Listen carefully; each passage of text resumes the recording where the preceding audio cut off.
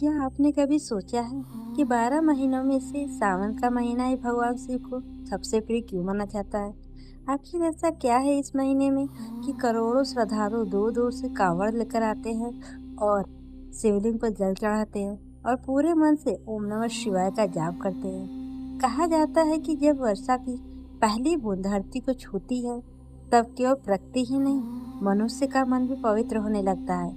चारों ओर हरियाली, शीतल हवाएं और मंदिरों में गूंजता हर हर महादेव का जय घोष वातावरण को दिव्य बना देता है। मान्यताओं के अनुसार समुद्र मंथन के समय जब हलाहल विष निकला, तब संपूर्ण सृष्टि संकट में पड़ गई। उस विष को भगवान शिव ने अपने कंठ में धारण किया और नीलकंठ कहलाए।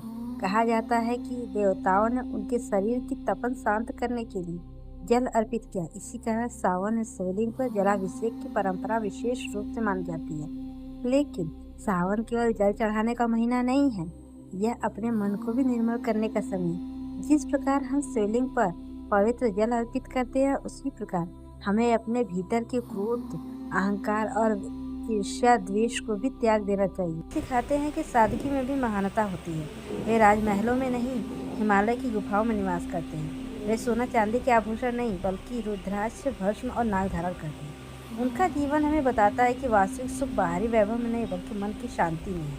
उनका हर सोमवार हमें यह याद दिलाता है कि जीवन में धैर्य, विश्वास और कर्म का कितना महत्व है। यदि आपका मन परेशान है, जीवन में कठिनाइयां है, तो महादेव का स्मरण कीजिए। शिव का अर्थ है कल्याण।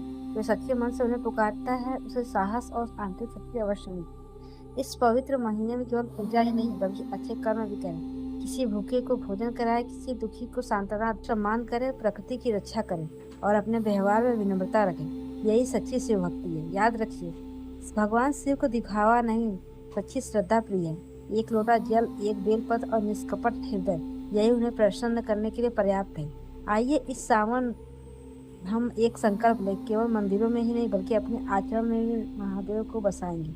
सत्य बोलेंगे, अच्छे कर्म करेंगे, दूसरों की सहायता करेंगे और हर परिस्थिति में धैर्य बनाए रखेंगे।